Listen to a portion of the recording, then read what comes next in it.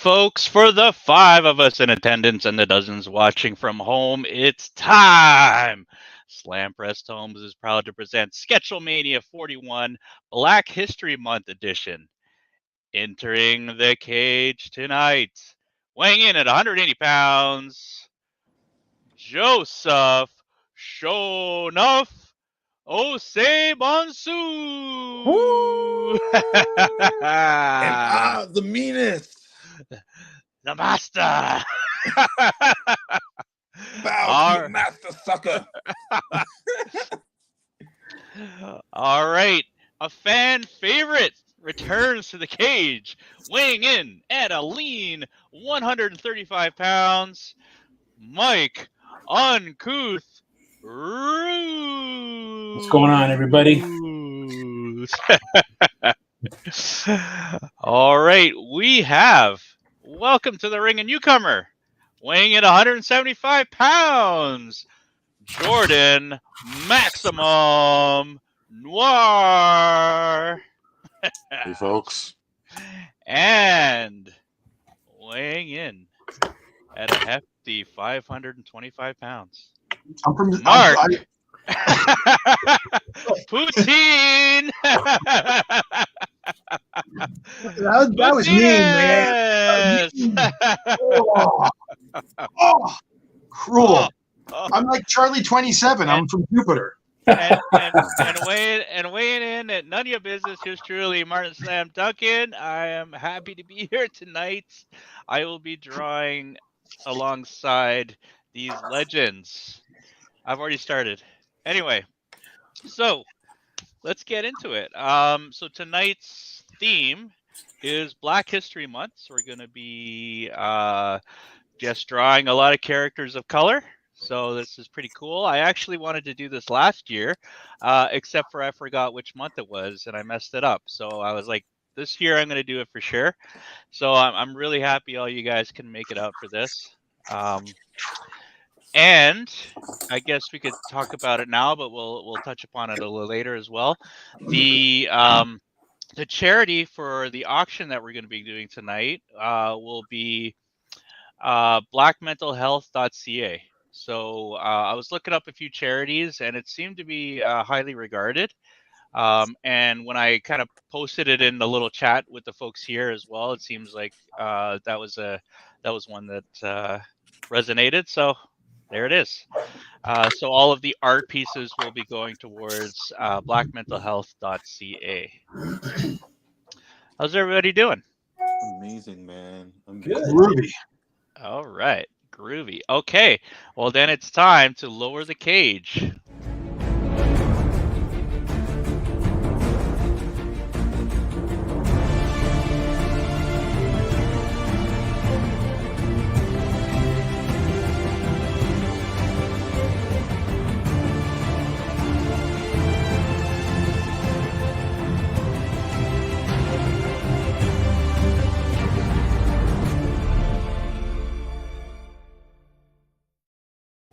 There's no getting out now.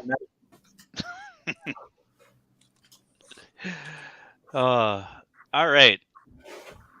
Mike, you look a little fuzzy there. I look a little fuzzy. Yeah. Hold on. Let me see. You're like that late night video with the... Oh, yeah, that's weird. Oh, maybe. Right? Oh, wait.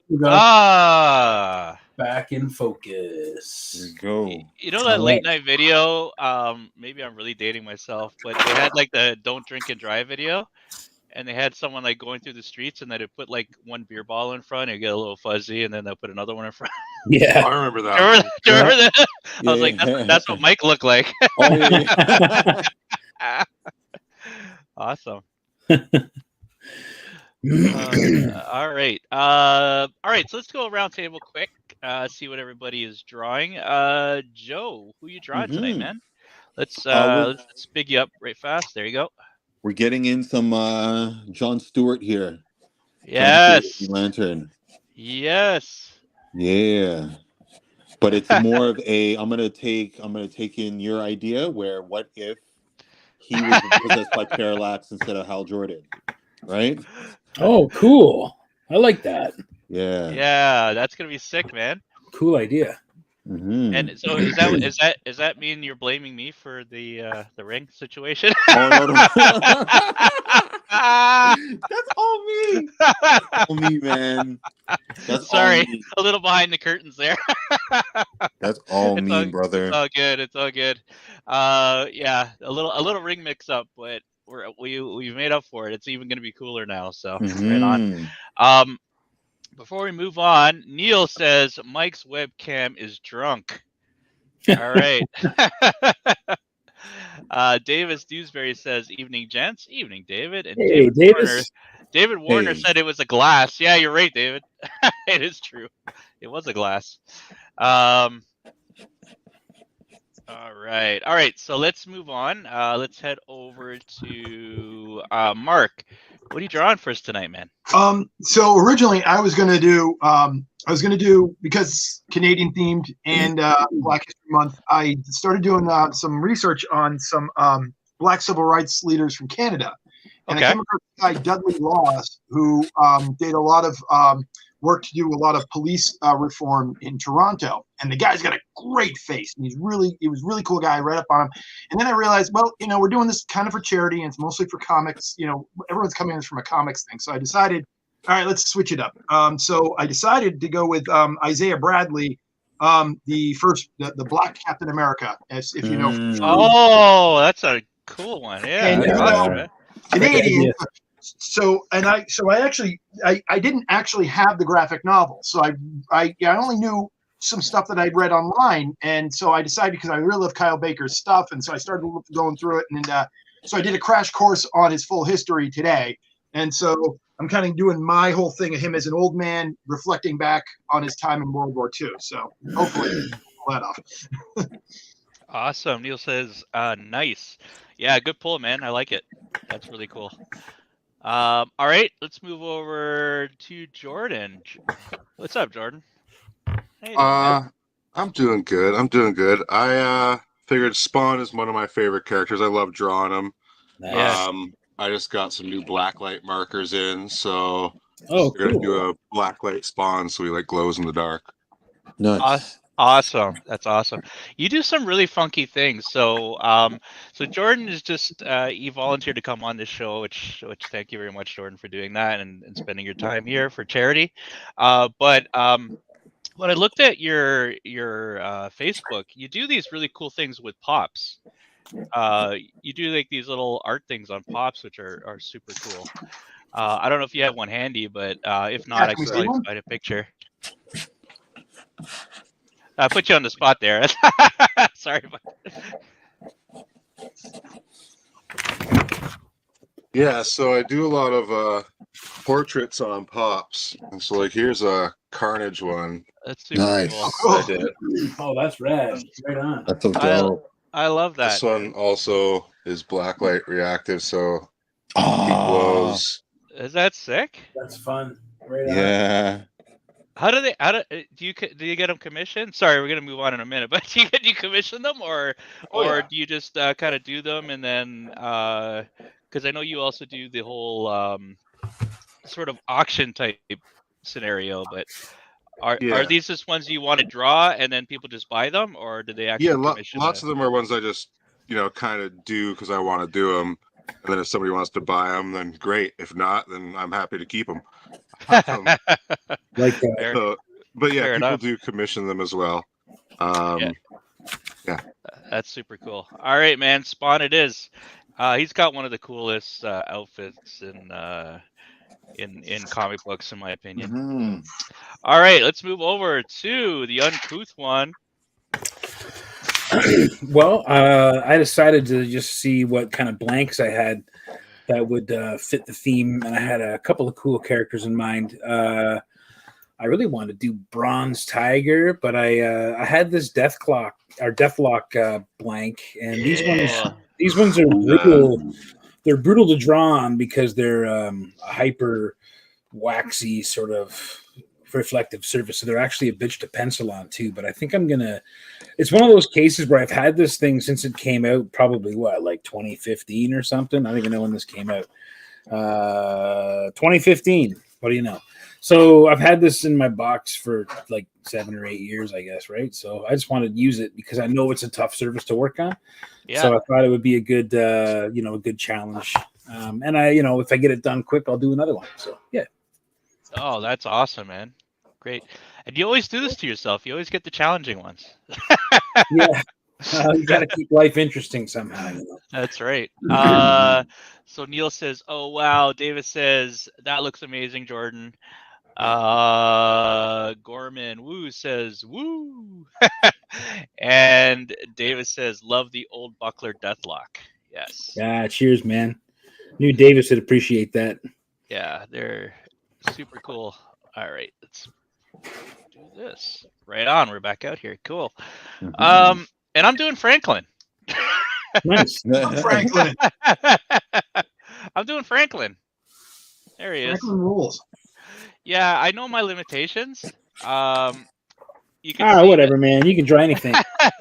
you can see his hands. His hands are just behind his back for a reason, so they don't have to draw hands. And I was thinking about putting him in the ocean, so I didn't have to draw feet, but it's all right. It's Franklin, man. Mhm. I actually did a little bit looking it up too. So Franklin, apparently, it was a school teacher. I think it was this staff for Martin Luther King was shot. Reached out to Charles Schultz, and she was trying to think of something that she could do. And at the time, Peanuts was a very beloved comic strip. And so she reached out to Charles Schultz and said it would be great if we had a black character in the comic. And apparently Charles Schultz wasn't too sure at the beginning because he didn't want it to be patronizing after that event. But after a few conversations, it happened, and yeah, the rest is history, I guess. And that's how Franklin was born. Nice. Yep. That's yeah, and she actually challenged him, and Yep. he was really he tried to he kind of went, you're right. And then he kind of was tepid about it. And then, like you said, she challenged him, and he got a lot of blowback from his syndicate too. Yes. And he basically just said, then drop the strip because I'm not changing it. So That's it. Yeah, and apparently at one point he did I think they did a school scene where I think it was Peppermint Patty was behind him in school, and there was an exchange, and one of the producers reached out and said, "Oh, you can't have him in school with white people or something," and he just like, Jeez. yeah, and he Oh, just like come on. he just ignored him. He just like Yeah. forget it. Like, I'm doing what I want to do, right? So anyway, that's Franklin. did you get a chance to ever see the first strip where he's introduced? The Sandcastle one, right? No, it was the first one. I'm sorry. Wasn't it? I Was can't, it I can't remember. I'm not sure if it's that one. But it's just great because Charlie Brown just says, "Hi, what's your name?" And he's like, "I'm Franklin. I'm Charlie Brown. Hey, it's nice to meet you." And that was like it. It was like that was his whole point of being like, they're kids. They like, why we're not making a big deal about it. It's just because, hey, you want to come play with us? I think that was what it was. It's really awesome. I know one of the first ones too. It was at the beach where I don't know if that. I guess maybe it wasn't the first time they met, but it was one of the first ones. I saw that. Davis says it's pretty damn good, Merton. Well, thank you, Davis. You can bid on it if you want. Talk about patronage. We'll start at $1. All right, yeah. So there he is. He wasn't too bad. I do a little bit better with cartoons than muscles and that sort. So, how was everybody's February going? Pretty good. Yeah. Pretty good. Yeah. Very cool. I just wrapped up work on a children's workbook or activity book, so that's exciting. It got released online yesterday. So that's cool. sick. Very cool. What's it called? It's called Mia's World Activity Book. Nice. So for anybody that wants an activity book for the kiddies or children's books for the kiddies to have them occupied while they're doing their thing, go to miasbookclub.com. Right on. Yeah. That's not an iPad. No. Definitely not. I see that a lot with kids. They love right? iPads, man. Always on the tablets and the phones and all that. I can't say too much because I'm also always on my phone. But Oh yeah, you and me both. what can I say? Yeah. A couple events coming up. We got Toronto Comic Con coming up next month, so I'm going to be heading that. We're going to be doing a Sketchlemania at that one. Hasn't been totally locked down yet, so still working on that. But a lot of folks are going to be there. Mike, you're going to be at Toronto Comic Con, right? Indeed, yeah, I'll be there. Awesome. Yeah, looking forward to that. Are you guys, Joseph? Are you guys going back? Are you doing any of those Comic Cons in Toronto anymore? We might. I miss you, man. Yeah, we miss you guys too. Like, definitely want to speak to the rest of the team to see what we're gonna do in regards to that. Yeah. I know we have a bunch of other cultural events coming up, but yeah, it'd be good to come back to the Comic-Con circuit again. What you got going? What events you got? So we have a cultural market that we're doing on the 24th. Okay. Yeah, it's gonna be like a Black History market, and then the Sorry, 25th of February or? Yeah, this month. Okay. So in a few days. So it's gonna be in Mississauga. I'm gonna put the details on our Insta stories on the Heroes of the World Instagram. Cool. But, yeah, let me know. I'll post it up on the site too.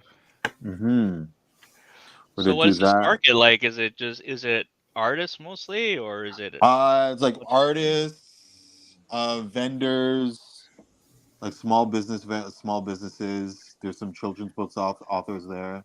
Right on. Yeah, the client I did the activity book for. Yeah. She's there. She's gonna be there with her. Oh, that's cool. Advertising her activity book as well as the other books that she has in her series. Right on. So it's gonna be it's gonna be a good time. So did you write it, or did you write it and illustrate it, or illustrate it? Okay. Illustrator, yeah. Very cool. Awesome, man. Very cool. Yeah. Who we got? Oh, Nicole says, "Hello, all." Hey, Nicole. How are you? Hey, Nicole. How you doing, Nicole? Very good. Yeah, I feel like the world's somewhat back to normal again. Almost. Yeah, well, people are still loony, but Yeah. that'll always be. But it got worse. The panic made people go crazy. Right? Yeah. Yeah. Hopefully, acts of random violence. There's a lot of healing going on. Hopefully. Let's see. Yeah. Absolutely. There he is, without feet. Yay! All right, let's add some. That's another reason I like drawing Spawn. Never have to draw feet. There you go. Draw giant cape. Yeah. I'm gonna add some awkward feet on him. There you go. He's a cartoon. He doesn't have to be perfect. Oh, very cool. Mark, what you got going on? You got any projects going on? Oh no, just the usual, making tiki mugs. Well, actually, yeah, I'm trying to call them aloha mugs now because I'm not comfortable with the whole. It's aloha. Yeah, aloha mugs and that whole thing. All right, All right. I don't think we've actually ever gotten into this process. So what? Your tiki mugs. Oh, yeah. So, I mean, I've if you had told me 3 years ago I'd be doing this full time, I'd be like, yeah. But yeah, it just kind of got out of control and took off, and it's a good problem to have. Let me see. I'm gonna show you one. Like, I don't have much in here. Well, this is an unpainted one, so I make a Wolfman one, so I don't know. So is it carved wood? What is it? No, it's so sculpt them out of clay, then make the porcelain molds, pour the clay in. Crap. Okay. And then you dry that, and you clean them up, then you fire them in the kiln, then you glaze them, you fire them in the kiln again, and then la-di-da. There you go. The that's latest one I made is this is the new one. This is hold on. I'm gonna big you up here. 1 sec. It's Walt Disney basically. I'm flying. Oh my god! flying close to the corporate sun there. I'm waiting. For the I'm waiting for the cease and desist letter any minute now. That's great. That is awesome, man. Okay, yeah. I totally got to get one of those. Those are so Yeah, cool. I mean, it's fun. I'm going to do a Hunter S. Thompson one next, and then a Frankenstein. Like I did this. This is a styrofoam. This is like the prototype, but Oh, See, I told you I like Frankenstein. oh. I know a project that would work well with that. Yeah, I think I should get you the pages that I want to. The page I was going to get done soon. So. Oh, cool. Have you started it? No. Oh, okay, cool. That's Break. fine. Oh, it's all right. It's all right. It's all right. I didn't know what I was going to draw tonight until about 10 minutes ago. So. It's all good. Let's see. Sorry, I'm a little behind on this. Becca says, "Hey, Becca." What's happening, Becca? Hey, Becca. Becca. She's also going to be at Toronto Comic Con. Excellent. Mark, you got to come down for one of these sometime, man. I know. Or up. Yeah. Learn your geography, man. Or up, yeah. Sure. Up. Or actually over. I got to basically go northwest. Up and over. Up and over. Massachusetts, I'm outside of Boston, so. That's true. I know I do. Davis has always told me next time I get to Timmins, because I'm always going to Timmins. I can stay on his couch. So. What was I gonna say? Jordan, do you ever table at one of these things, or have you thought about it? Usually, I just help out Carlos from Gotham Central. Oh yeah. When he does stuff, usually I go to Niagara and Fan Expo. I applied for Toronto Comic Con this year, but they denied my application. Oh. So that sucks. Oh no. But did you apply for Artist Alley, or were you applying as a? Applied for Artist Alley, yeah. I see. But yeah, if you win some, you lose some, right? Yeah. Is it like really competitive to get into Artist Alley? It is, yeah. Yeah.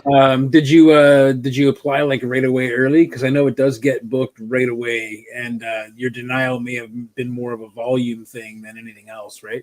Yeah, for sure. Yeah, that might have been the thing. I didn't apply right away. It was a little bit late. Like I know that usually with the Toronto events, like when I was doing the Artist Alley thing, it was, usually on the Sunday they give you the form to fill out for the next show, which gives you kind of an early bird price on the show, and then it kind of means you're sort of locked in, so that doesn't become public, I don't think, for a little while, after that. But it's not always the most obvious thing to find publicly too. So I know a lot of shows, like I try to have everything booked early in the year if I can, just because it can be way too late, way before you think. Well, I didn't even know I was going to be here at this time of year. We just got back not too long ago. We had moved to Germany. Oh, really? Oh, yeah, wow. I was doing work for a record label as an art director, and wicked. Yeah, we just got back. So by the time we got back, all the it was applying now as early as you can, but it's still pretty late. Sure. But next year. Yeah. In Schöllagon, eine große Weizenbier.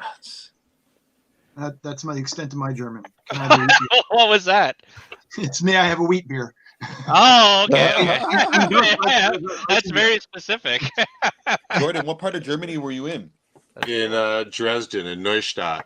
Nice. So it was fun. It was like the equivalent of Europe's version of like, what is it? Like a Mardi Gras town. It's just always a party there, nonstop. The streets are just full of people drinking and doing whatever. The other thing was nice. Everything was walking distance, and you could get beer whenever you wanted. Nice. Love it. And good beer. Cheap beer. Cheap as heck. Cheap beer. Oh, there you go. Good and cheap. I like it. Good and cheap, two best things. Another reason to come to Canada, Mark. I'm just saying. I know it's not unique now, but when I was in Germany in '93, first I remember to go. I'd been there for a couple months, and I was doing a theater tour, and I had a day off, and I was like, I just gotta see it. an English movie. I just got to see. I mean, I just have been listening to German. I just want to go find any theater that's playing it like it's not dubbed. And I found this theater behind the Bahnhof, the train station in Frankfurt, and they just opened Army of Darkness, and I was psyched. Yes. Oh yeah. And it was the first time I was like, you can just get pints of beer, like huge, huge. Or, I'm sorry, liters, liter. And so it's like it was just me and this one like American businessman who had his because this was before cell phones or like that in his computer, but he had his briefcase open. He was doing forms, and I said, "Hey, you big Sam Raimi fan?" He's like, "I don't know who the hell Sam Raimi." I go, "It's Army of Darkness." Dude, I just got to hear something English. I've been here for 5 months. I got it. I go, "Hey, me too." So, it's the two of us sitting there just drinking beer, watching Army of Darkness. It was awesome. That's awesome, man. Love to do that. Nicole says, good, just finished dinner. Trying to get my new phone to cast and stream my TV. Frustrations levels are a little high. Well, hopefully we can help you with that. What is the prompt for drawing? Oh, so we are celebrating Black History Month. So we have a number of characters of color. Actually, we could probably do a roundtable again in a minute because we got a few people just jumping on. But before we get to that, we have. Oh, let's go. Oh, Ken Lashley. Hey, Ken. How you doing? So Ken is saying this is cool. Watching talented people is always fun. Yeah, I love it, man. I hope this goes on forever. I love doing this, man. I used to do this every 2 weeks, but it got just a bit much because, believe it or not, there's a lot that goes into doing these things behind the scenes. But I'm super happy people are still coming on and watching it and so on. Macy Gillaway, I think that's a cheers. A little beer thing. Cheers, Macy. Danny says, what are you all doing? Drawing or something? Yes, we are drawing. Mm-hmm. So we may have some new viewers tonight. So this is Sketchlemania, where we have a number of artists come on. We usually pick a theme. Again, tonight's theme is Black History Month. We do a piece where the artists are happy to answer questions. Keep in mind, I have full control of the said questions. So, and then tomorrow, or usually the next day, we start an auction, which goes on for a few days, and we auction off the pieces. Highest bidder will receive the piece. We just do ask that not only in addition to the how much you're bidding, but can you also pay the artist the shipping cost, because sometimes that gets to be a bit much. And all the money is going to be going towards a charity, and the charity that we pick for this is blackmentalhealth.ca. So I'll put the link up after, but that's what we're going to be doing for this one. All right. So Nicole says, very nice. Thanks, Nicole. Very cool. All right. So let's go maybe one more time around, because I think some new folks joined in. So let's go over to Joseph quickly. And yes, and Joseph is doing Green Lantern. That's really cool. Oh, I like it. Look at all the rings. That's it. Yeah. Just mad with power. Mad with power. Wicked. Thank you. Super cool. So are you going to be watercoloring this whole thing? Yeah, it's gonna be a mixture of things like watercolor, marker. Oh, right on. Yeah.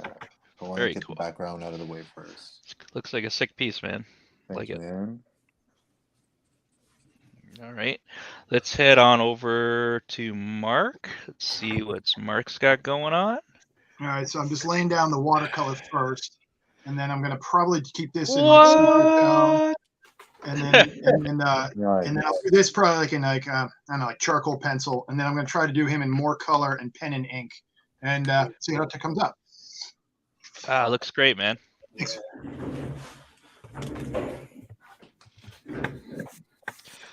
All right. Let's head over to see how Jordan's doing. He's working on a Spawn cover. Doing a Blacklight Spawn.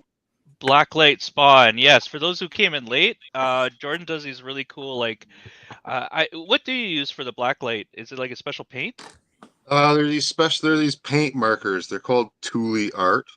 Yeah. But yeah, that's just this brand that I stumbled across online one day, and they happen to work really well under blacklight. Like here's another spawn that I did. Oh, that's awesome. Oh, damn. Nice. And wow. Woohoo! Come on, man. Right? So I told you I stalked this guy. And I was like, holy crap, man, this stuff's really great. Cool, man. Oh, I love it. Jordan's just been sick though. Look at that. Yeah. Oh. So yeah, these markers really like scream under the black lights. Wow. And you can tell your table's super clean when you put the black light on. Yes, yeah. Yeah. That's awesome though. I love it. I can't wait to see what this looks like. All right, and let's head over to the uncouth one. Wow. Wow.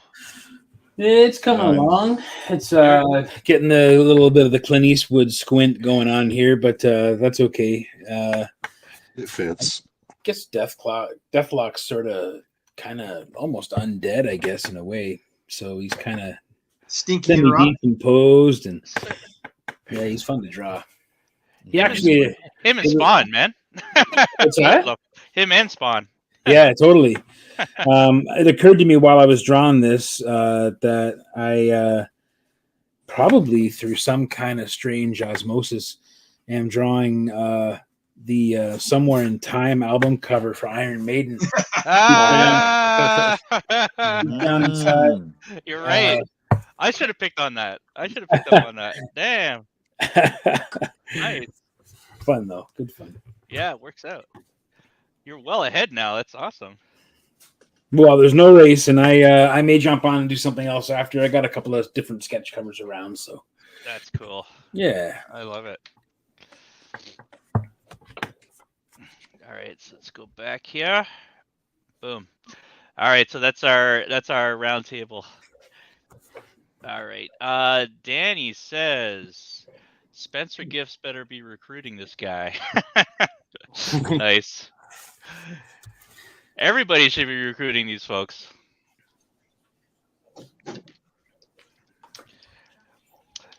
Is it and weird subject to bring up here, but is it me? But doesn't it seem like the AI stuff's kind of going away, or I don't know. It's just, yeah.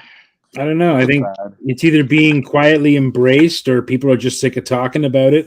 I know I'm sick of talking about it, but we can't actually get sick of talking about it until it's never going anywhere. But until there's something to protect some artists and to get people into, a better situation that way, there's, it's just anyone who supports it is just kind of, they're just wrong.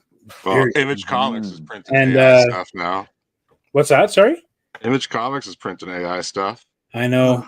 Are they really? Yeah. I was hoping that there was going to be bigger statements made by the comic industry, but it's a business for profit. We're going to see some baffling and surprising things, I think, in the coming months. To be honest, I don't have an insight to that or anything, but honestly, I was waiting for a big statement to come from the people like Marvel and DC and whoever else to determine, what their policy on that was going to be, because it's certainly going to affect a lot of things. But yeah, I'm not surprised, man. Like all those jobs, basically every job can be replaced at this point.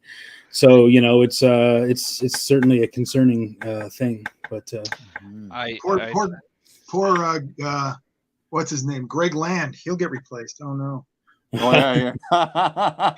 No, but you know what? The people who are actually going to be replaced, are the guys who will never be given a chance as a result of this. The people who are going to be starting out, the young people, the people that wanted to learn the traditional way, the people that wanted to get the old skills, the people that in their hearts believe that they're art samurais like all of us did. And the people who are going to actually lose their way of the samurai in this way, because they're going to be going up against mediocre people operating machines, producing better and more saleable results because they're based off of infinite amounts of stolen material. So infinite amount of figures. Sorry? With infinite amount of fingers. Well, this is it. And eventually the fingers will get sorted out. Everything will eventually get sorted out, and then it will be imperceptible. And, what's really upsetting I've had some legit blowouts with a couple of friends. I said, hey, listen, I explained it to them. I said, it's not hyperbole. It's already happening. The fact that when was it, Esquire did the first cover about it. And I said, see, that's actually someone who didn't get hired. They did it as, isn't this a gee golly neat thing, right? And I said, you guys don't get it. It's like the more you use it, the better it gets. It gets exponential. It's like the Terminator, but it's art, and it's just like, I'm like, just please stop posting it. And I had someone say, yeah, but it looks so cool. And like, I don't really care because it made a really neat picture of me. I go, wow, that's really horrible that you would say that. I have, and I said, like, here's our good friend. He's found 300 of his photographs already on it. And she's like, oh, well, but they weren't going to buy his stuff anyways. I'm like, oh my God. Wow. The ugly part of it too is that for every amount of, hard, heavy breathed resistance that's going against AI art, there's the quiet, passive advertising of it in happening in the mainstream in the news, by flooding the market with different opportunities and ways for people to do this stuff, and for getting artists on board, getting other artists on board. That's the truly troubling thing that I see. Other artists getting on board with it and supporting it and promoting it. It's that's the ugly unwinding of it all, to my mind. But yeah, man, it's been a heavy conversation. I'm glad it's been quieter. I've just literally been living in a cave drawing for weeks because it got too noisy for me, frankly. And I'm not even in the front line fighting with this stuff like guys like John Lamb and heroes like that who've actually put this thing in motion and made a machine to help protect. To protect the people who will never get to be a Greg Land, the people that'll never get to be a Todd McFarlane, the people that'll never get to be a Mike Rooth or anybody, the people who won't be given a chance because they'll be competing against everyone on earth instead of the talented few who actually were fighting for something like this. And being a part of it and joining an industry that there's room for everybody, but there's not room for everybody in that capacity. Well, it's been a very disheartening. I'm one of those people. I was just getting ready to start moving in on that type of stuff, and I'm seeing like my whole job before my whole work was I worked in the music industry and doing album art for bands and vinyls and T-shirts and stuff like that. That whole market is completely evaporated. Like I used to get a call. I wouldn't take all the jobs, but I get 6 or 7 calls a month. I've gotten like 1 call in the past 8 months. Yeah. Wow, really? This time last year, it appeals to musicians, right? They don't have the resources. Why pay Jordan when you can get Midjourney and get 1,000 things better than Jordan would ever do? Well, it's all 10 minutes. Yeah, and it's all the small publishers who wanted more but never could afford more, who had artists that worked for them for the sake of being published and for the sake of supporting their friends, starting a magazine or starting a publishing house or whatever, and doing work for free. I mean, I've done work for free all year for different publishers just to get out there, just to make things happen, because the market's taken a massive nosedive in a lot of ways. And the AI thing certainly isn't helping things. I mean, this time last year, I was on my 9th cover by February, and I had 5 more on deck due at the end of March, and I was stressed out. This year, I've got tumbleweed blowing by, straight up. Like it's just a massive change. Now, I don't know that AI has directly affected me in that kind of work capacity, but I think in the larger trickle down effect, or the idea of throwing a pebble into the river, or a pebble into the water, a still pond, you get these ripples, and man, it's like I think about all those small publishers that I used to work for $5 for an image or $10 for an image just to get out there, just to get my career started. And those publishers making beautiful books and lamenting that they couldn't pay me more. Well, now they don't have to feel bad. Now they can just roll over and enter the words and make the magic happen and not feel any guilt and not have to worry about that kind of thing anymore. It's just that's the small stuff that so many artists get started with that they're not going to be able to get started with now, because at the end of the day, publishing's a business, comics are a business, and shit costs money. And if you can get something for free that keeps on growing and getting better and smarter as the more people use it. I'm not gonna lie, I've unfollowed people who've just been like, well, today I had to do something, man. I know it's bad. I know AI art is bad and I shouldn't be doing it, but I just had to see what it looked like if I crossed this wrestler with this comic book character, and here's the result. And I've known this guy for years. And I was just like, I'm done, because you literally were in the conversation about this, and now you're just like, I had to use it. No, you didn't have to use it. Right. No one held a gun to your head and said, make me a fucking stupid mashup of wrestlers and comic book people. You know what I mean? So like, it was this easy rollover that's happening that's pissing me off. Right. Well, that's a rant for a whole other day. The thing that really pissed me off is, my other friends who were just like, they're in the tech department. They're like, but, it does raise some ethical questions, but boy, it is fascinating. And, it is neat. And we're just going to have to stay ahead of this. And I said, dude, it's like destroying jobs left and right. Mm-hmm.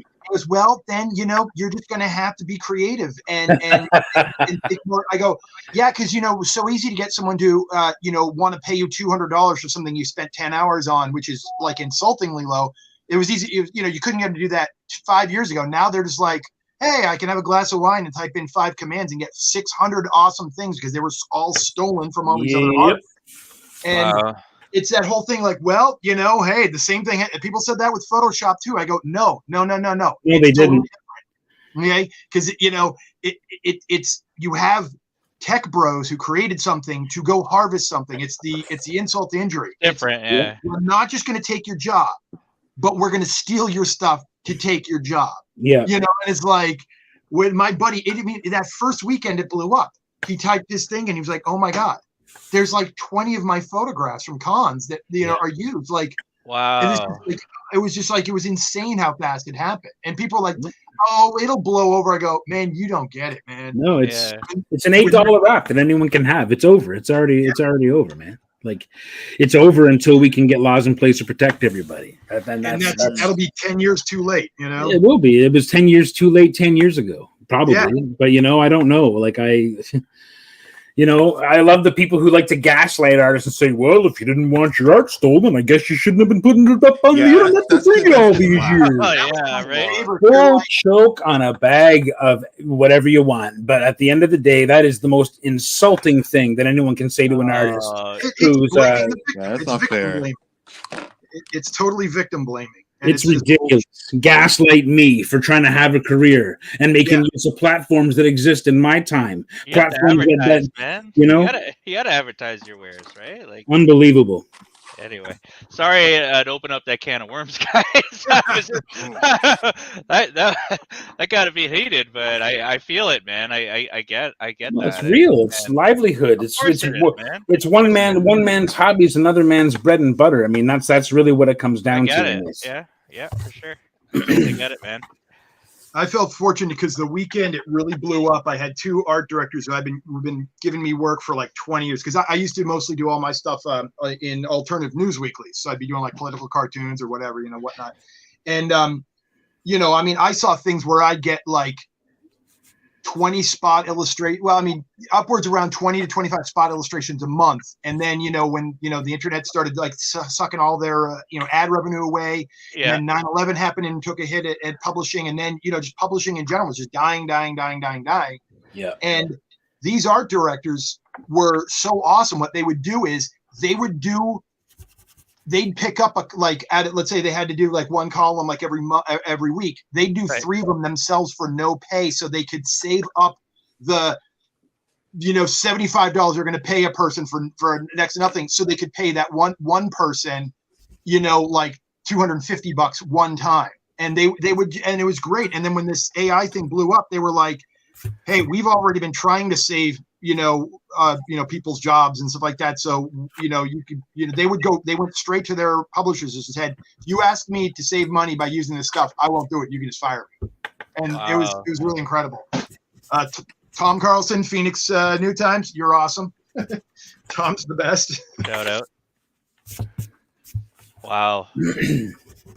Yeah, I was hoping there was a blowover, but we'll see. It was funny. I had a conversation this weekend with a teacher, because same thing I was saying, because they have the chat. Was it Chat GT or whatever it's called? GPT, yeah. Yeah, and I was like, how do you when people and students hand in their assignments? How do you know if they've used this or not? Because you literally could just say, write me a paper on X, and it'll come out. But apparently there are some things, and thank goodness there are people looking at it that can determine if it was taken from ChatGPT. So they could run it through things, but of course, it's going to be a race on either side, right? Whether they could distinguish it or not. Well, the good teacher will be able to recognize the human heartbeat in the words, hopefully, and know their student well enough that that shouldn't be an issue. But we have anyway. Sorry. Because that's what a teacher wants to do is, and now I'm not paid enough as it is. Now I have to actually go send it through software to make sure that they're not just plagiarizing shit. Well, the crazy thing is if people do, if publishers and institutions do make a very powerful stand against AI, what you'll then have is you'll have to have artists who have been doing it the real and proper way their whole life will now suddenly have to prove that every step of the way on their journey to making each piece has not in any way been assisted or aided by AI.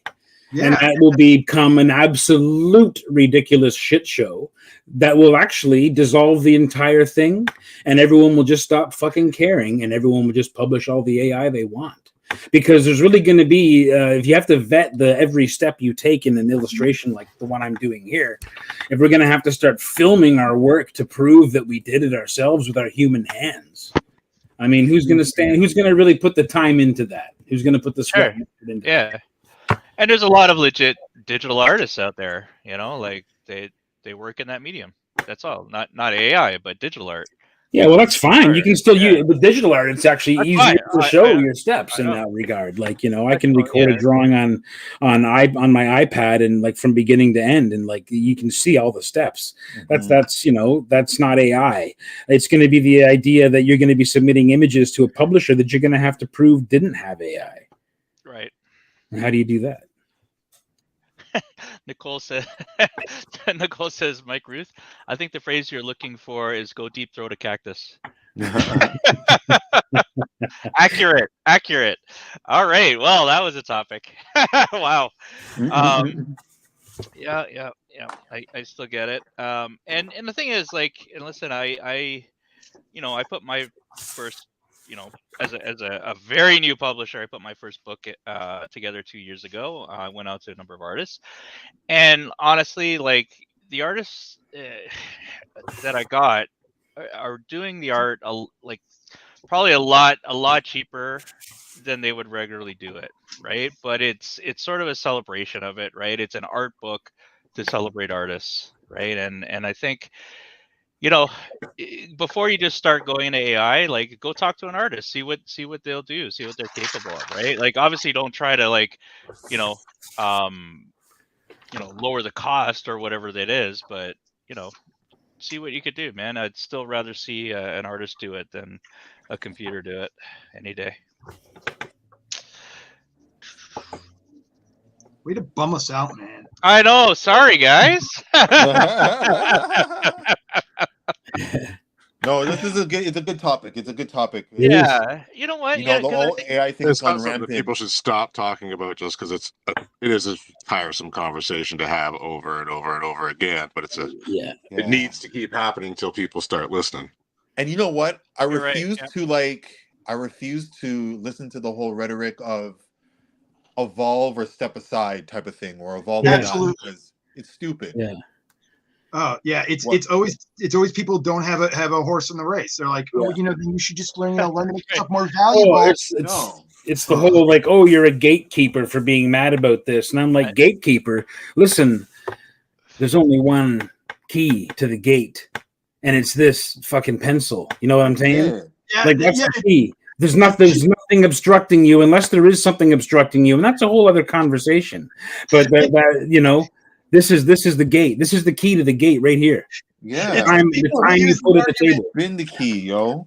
The people who use the argument, we're just trying to, democratize, art. Why should you, not let people enjoy, be creative? I go, by stealing stuff and typing words into a computer. I'm like, does talent Is it worth nothing? Oh god! All right, I'll get back to the rest. Sorry. Yeah, it's crazy though. Wow. It's like when you see people, you see this sometimes at comic conventions as well. Before AI and stuff, you'd see people. Sometimes they'd be even set up outside the comic convention selling stuff on the street. But you'd see people who basically found whatever image of whatever artist they wanted online, printed it out, got a decent enough print off it that they can get a decently sharpish looking 11x17 print and sell it on the street. I remember it happened to Gabriel Hardman. He was walking out of New York Comic Con and found a lady selling an entire booth of his like Hulk drawings and stuff that she pulled down off of his Tumblr or off of his whatever. And you know, he stood there and basically almost came to a fist fight of him just trying to say, you know, that's my stuff. You can't sell my stuff. I'm inside the building selling my actual stuff, and you're selling my stuff outside the building. And she's like, "How is it yours? I found it on the internet. If it's on the internet, it's free." Wow. And the thing is, it's funny and we laugh, but that is an attitude shared by probably the majority of people out there who do anything with regarding to, you know, sometimes I'll get asked to vet people who are applying to craft shows or art shows or things like that, and it's very clear that every piece of their work is something that they've downloaded off the internet and made into a fucking button or a comb or a whatever. Right. And I mean, sure, I guess there's a space for that, but I don't think an artist alley is that space. You know, when you have people who are making things and drawing things and actually creating their own things, you know. So anyway, sorry. I'm all like, rah! You've unlocked the monster. What? No kidding. No. I know kidding.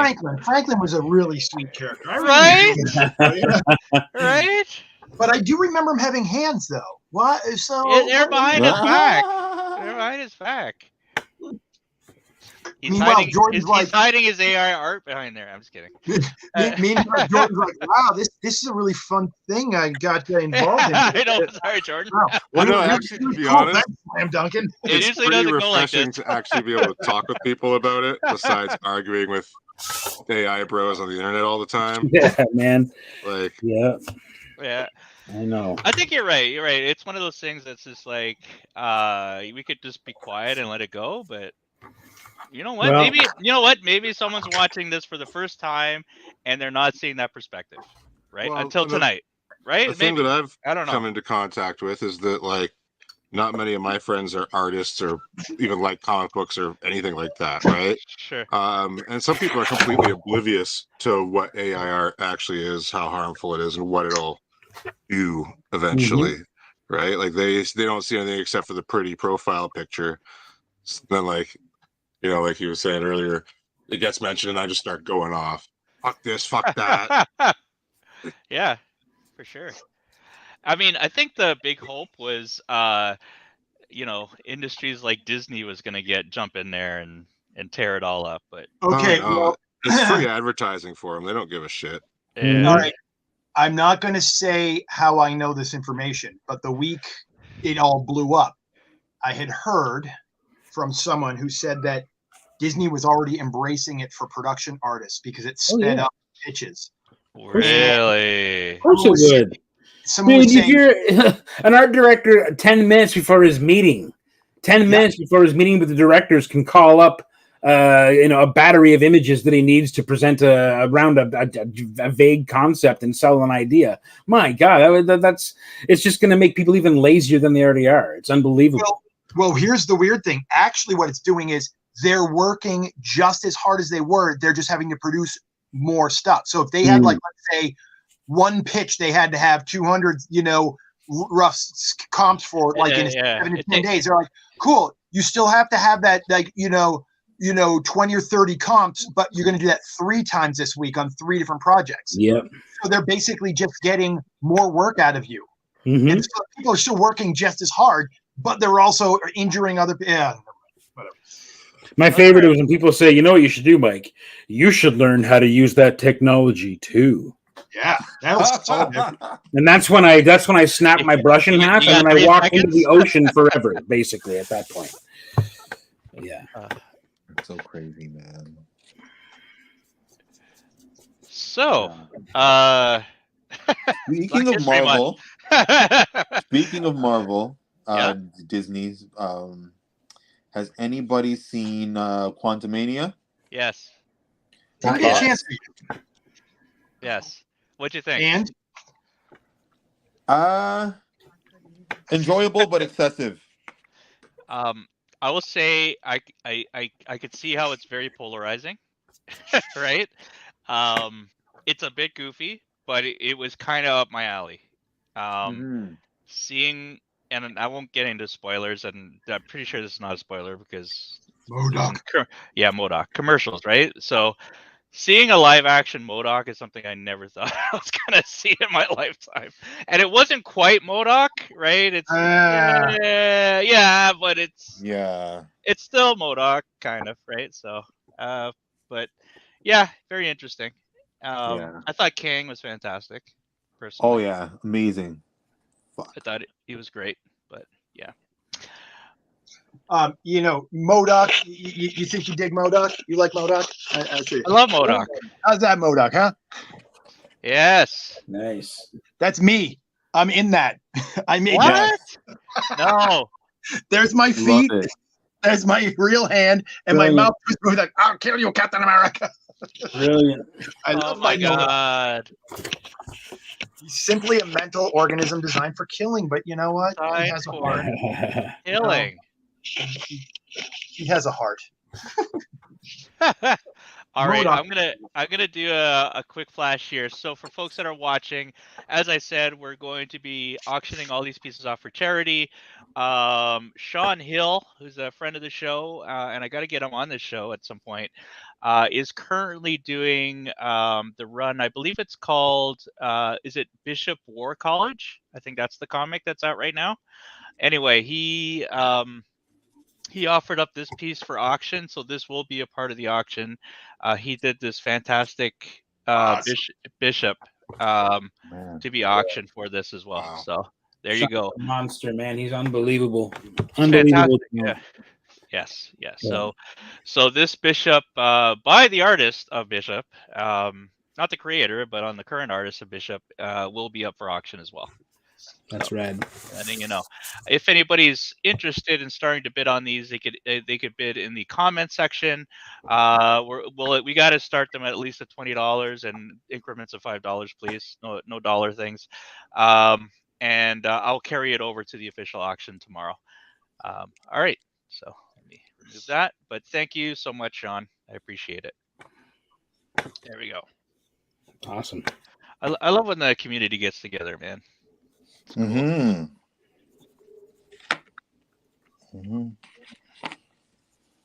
So Franklin's pretty much done. There it is. Yeah. All right, let's go do a quick round table here. Joe, what do you got? We're putting some paint on that now. Yeah, just a little bit of wait for it to dry.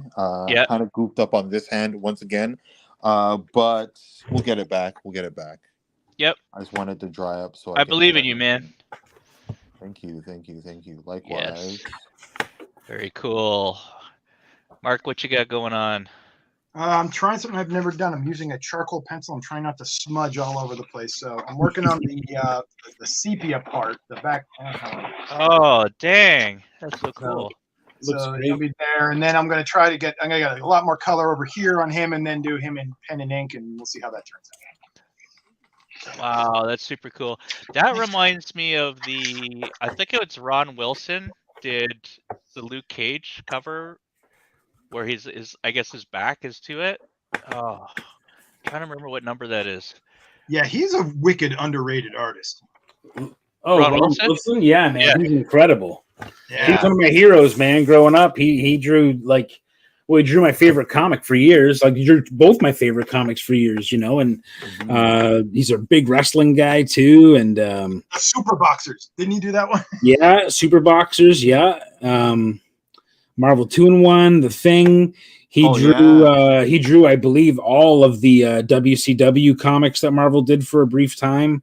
And he drew these crazy Cactus Jack comics and stuff. And yeah, man, I love his work. I think he's just fantastic. I've always loved this stuff. I actually have a Ron Wilson commission when he was in Toronto a few years ago. I was able to grab one. It's friggin' awesome.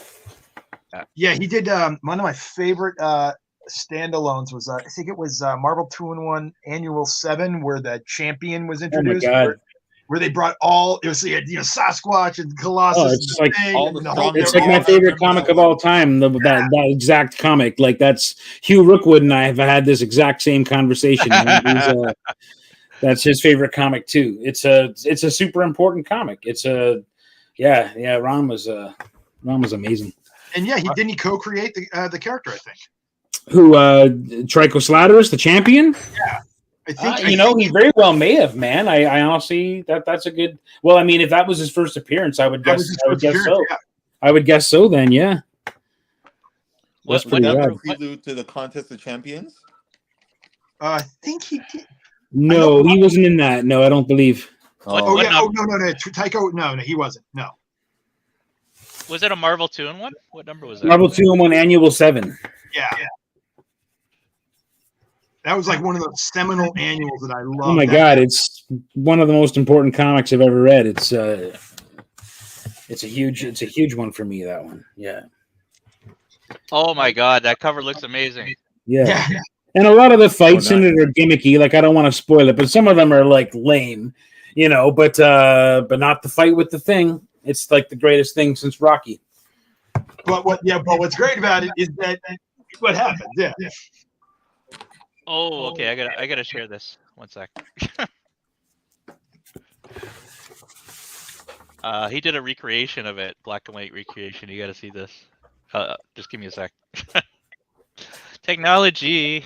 Hold on. There it is. Yeah, Hugh did a nice tribute to that comic. Actually, he did a really rad print. I don't know if you could see that over here on the right. But that is the recreation he did. Oh yeah, with the original right there.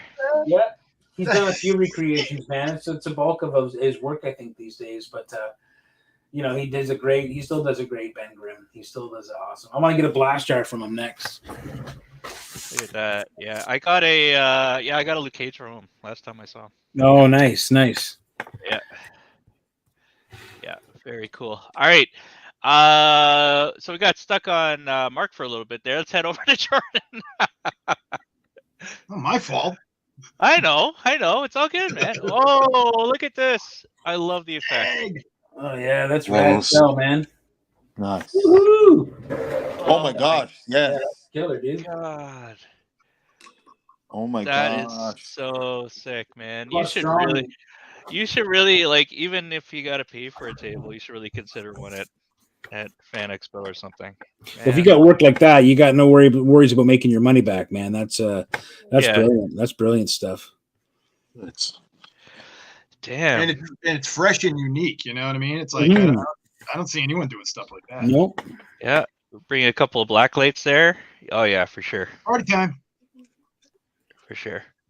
So, Mark, I caught a couple of minutes of the last Sketchlemania. You mentioned you were out at Granite Comic-Con. Yeah, dude, that's funny. I was gonna go over and say hi to you, and it was like I zoned out. I wasn't there very long, so I was dressed as Thor. I was like, oh shit, I think that's Rooth. That's awesome. Oh, that's right. Yeah, I said you should have went to go see Mike. Yeah. I gotta see if I can find a picture because I was like right near there, and I waved to you, and then I realized there's absolutely he doesn't even really know what I look like not in a Thor costume. How else is he gonna know? And I was like, oh, I'll go over and say hi and introduce myself, and it just My kid was with me, and I was just like, Oh yeah, no, I get it, man. I probably would have recognized you though. I'm pretty good that way. Even if I didn't know your name, I would have recognized your face just from these shows, maybe. But yeah, that's cool, man. Were you there tabling at that show, or were you? My kid wanted to go. I mean, I'm a member of the.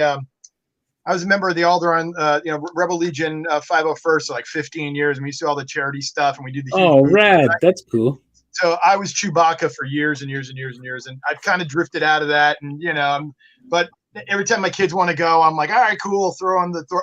Oh, you know what it was? We were there for a Make-A-Wish thing I put together. Oh, okay, cool. Oh, cool. I do stuff with Make-A-Wish, and so I'm the person they come to in Vermont and New Hampshire when they don't know how to fulfill the wish. They were like, hey, this little kid wants to have breakfast with the Hulk. How do we do that? I'm like, they go, do you know a Hulk? I'm like, nope, but I'll find you one. And then I found this dude, Mike Powers, who does this killer Hulk. And it was like, so. And then this little boy is 3 years old. He wanted to meet the Hulk.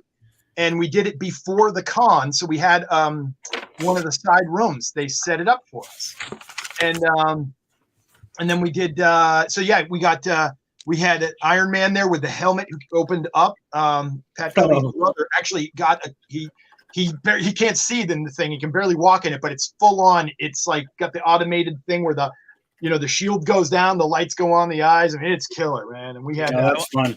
We had Captain Marvel. One so bad. I want to make one so bad. So it's fun. I've been looking into it actually a little bit. Because I 3D print a lot of stuff, so I was thinking. Hey, you do, man. I was thinking of making one, but the one I'd probably make would be the Punisher War Machine one. But anyway, that's cool. Just gonna quickly give a quick shout out to the charity that we're looking at here. All right, so this is the landing page for blackmentalhealth.ca. Essentially, if we go, let's go back to the home page here. So BMHC advocates for culturally safe, accessible, and affordable mental health care to the diverse Black communities in Canada. And it's a simple donation that you could do, but there's a ton of programs and there's a ton of information. If you just go to blackmentalhealth.ca, you can read all about it. It's worthwhile to check it out. And they seem to be doing a lot of good work. So there you go. And especially this time, like there was a lot of issues, especially, into the pandemic and even coming out of the pandemic, a lot of mental issues. Right. So definitely worthwhile. It's just a tough time of year too. It's these are very often the toughest months in that regard. Yeah, for sure. So it's going to a good cause, folks. It's win-win again. You get some awesome original art, and you get to help out a good cause. Absolutely. See, Slam, I was thinking of doing Robert Smalls. We were talking about the last one, and I was like, you're going to probably do that one, so I'm not going to do him. Oh, me? Oh, I can't draw like that. I wish I could. But what a great story that was. I saw, like, after the show, actually, I think I posted it, and I copied you on the post. There's a little YouTube video about the whole story, but man. Yeah. Why is Jordan Peele not made a movie about this guy? Because he even looks like him. Did we not see that there was a movie coming? Yeah, you said they were making one, but I mean, I don't know what the status is now. Right. So. Do you want to talk about that a little bit? That story case for people. So a lot of people don't know. It's this guy, Robert Smalls, just the most serious badass in the world. The dude, I forget. So he was living in a slave state. He was a slave, and he basically said, "I'm going to steal a Confederate warship, and I'm just going to sail it to freedom." And so the guy stole a uniform, and just rode this thing right through a blockade, all the way up the Mississippi. And then he turned it over to. It's like the coolest story ever. He's such a badass. He was so cool, man. I heard there's a movie about him coming. Yeah. Yeah, there's got to be so cool. It's called, there's a movie coming, and it's called Steal Away. Oh, man. I'm there opening day, man. That is just the coolest story I've ever heard. He's so cool. What was really scary, that alone is an awesome part of the story, but when I saw the YouTube video and about him doing that heist, so first of all, there was a big distraction. There was some kind of big party in town or something when he stole it. Yeah. He mimicked the captain in the way that he walked and he did his hand signals, because I think he had to go through like 5 different checkpoints to get to where he was going, and he had to mimic that person. And if they were caught, as a matter of fact, they planned to blow up the ship. They had. Oh, that was their backup. Like, if we're not going, we're not getting caught. Oh my God, that's amazing. Yes, they had. I think it was dynamite in the ship, and they planned to blow up the ship if they were to get caught. Dude, that's just the cool. I mean, badass. Yeah. God damn, that's so cool. Yeah, so I think that would make a fantastic. Totally. Fantastic film. I'm trying to find it here. Charles Burnett. Yes. So we'll see. That was something that came out. The article came out in 21. So hopefully it's still happening. Totally. Yeah, here it is. Here. There he is, and that's the ship. Oh yeah. Yeah. Crazy. It's just a cool story, man. Yeah. Check it out if you get a chance. I'll actually put up that YouTube video again because it was quite good. It was a very good in depth. I think we missed Mike. We didn't get to you when we went to our second round table. So much good conversations going on. Oh, there we go. Death Clock coming out. Deathlock. I keep calling him Death Clock. Deathlock. Death Clock. Yeah. I always loved this character going back to the old Marvel 2-in-1 days, actually, and Project Pegasus and that kind of stuff that he was involved with. And he had a laser beam that cut the thing's rock skin, which was kind of a big deal because like the Thing had like a bandage on his arm for 2 issues and stuff because of it. I remember that. And yeah, super cool. Good old days. Very cool. Hey, Chad. Chad joined us. Good evening, everyone. Yo, what up, Chad? Hey, Chad. How you doing? If anybody has any questions for any of the artists here, I'm sure they'll be happy to answer them. Yeah, absolutely. I want to know how to get a pop, Jordan. Where do we reach out to you to do that? Is that like just like I have an yeah. Etsy where I put up the ones that I just make for fun. Okay. So there's always a shop full of them, and then if somebody wants one in particular, just usually message me on Instagram or Facebook, whatever. Awesome. What's your Etsy? Should just search Maximum Noir and it should show up. Probably.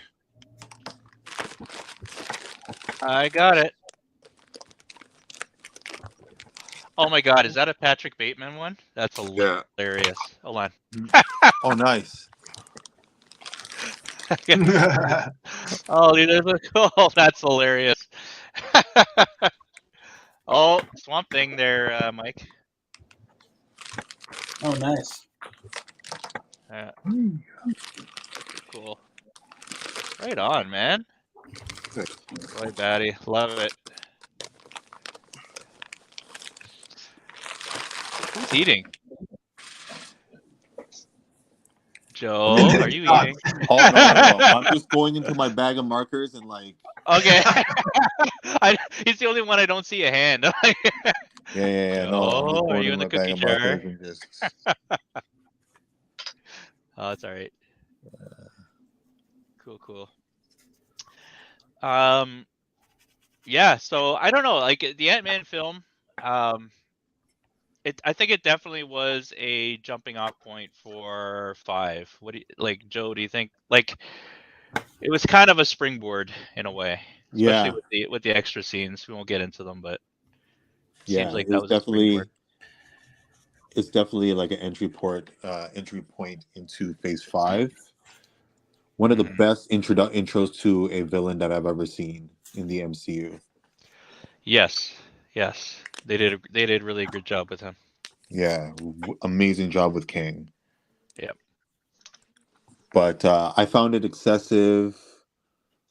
I found there are certain characters that you didn't need to add into the movie, especially MODOK. MODOK didn't belong there. Yeah, I mean, if I had a choice, I would have, obviously done it differently.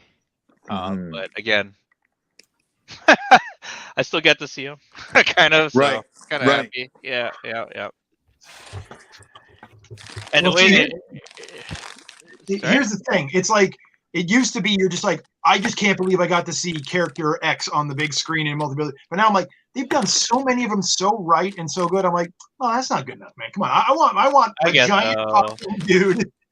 Give me Arnim Zola with a big talk with his face on his chest and with a lot of head. I want my freaks. Come on, man. Yeah, that's fair. That's fair. I'll still see it. Mm-hmm. I still like it is still. I will say it is still a spectacle, right? Like it's still a big screen experience because and it's still Paul Rudd, and he's just damn charming. Yeah, well, that's the thing. For me, I think of all the MCU things, I've got to say, like, I weirdly have enjoyed the Ant-Man movies the most because I think in some ways I've had the least amount invested. But I didn't mind that they took a comedic slant because that character, does that, and it fits. Whereas that sort of approach didn't, to my mind, work as well with other films that they did. But I'm looking forward to seeing it. I've enjoyed the Ant-Man, and Paul Rudd's such a big part of that for sure.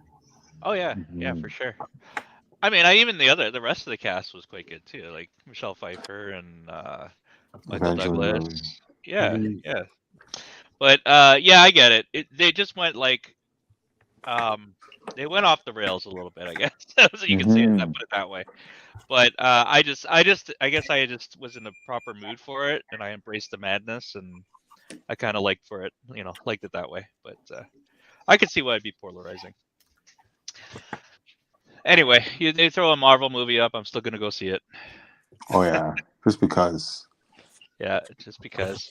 Anybody excited for Flash? Oh yeah. Yeah. Yeah. Most definitely excited for that one. Yeah. I think I feel, I'm a little more invested in Flash, like to your point, Mike. That I'm a little upset that they're doing this with Flashpoint because I really love the Flashpoint series. Right? I wish they would do the Flashpoint series as it is in Flashpoint, but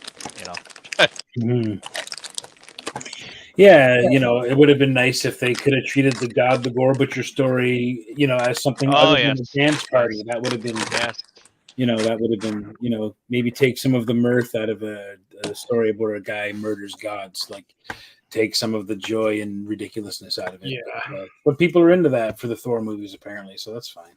No one wants to hear what a cranky old white Thor fan like me has to say. No, dude. No, a lot of people feel that way too. I love Taika Waititi. I thought he could do no wrong after what we do in the Shadows and Hunt for the Wilder People, and then Jojo Rabbit. I'm like, man, he's just the best. And I love the first Thor, but I'm like, okay, but getting a little silly here, and I'll admit I'm laughing, but and I'm like, dude, kind of give me the stoic Thor. I mean, we just got to bring it down a notch, man. It just got out of control. Don't have the guy telling jokes 5 minutes after he loses his hammer and has his friends murdered. Like, don't you know what I mean? Don't turn it into a laughing time at the pub, while you've just had your entire civilization murdered in front of your eyes by your older sister or your aunt or whatever the fuck it is, whatever other retcon bullshit they did to that. But at the end of the day, no matter how much I hate those movies, I always try to remind myself that deep down, I say this a lot, but deep down, 10-year-old Mike would be thrilled that he was even at a fucking Thor movie, because 10-year-old Mike watched the Lou Ferrigno Hulk meets Eric Kramer Thor in 1988 10 million times, and I would watch it 10 million more times because I love Daredevil. So Oh yeah, Trial of the Hulk, Incredible Hulk. Yeah, that wasn't the trial. The one before that was Hulk and Thor, which was I think it was just called Hulk meets Thor, but well, that was incredible. And hey, Rex Smith made a great Daredevil. I like him. He did. And what's so funny to me? I remember when that show came on and all the Marvel fans were mad because Daredevil had a black suit and he had the covered mask. And then they gave the legit exact costume to the Netflix Daredevil, which became instantly super popular and everyone loved it. So, the fans are fickle and it's just a funny thing. Yeah, it's true.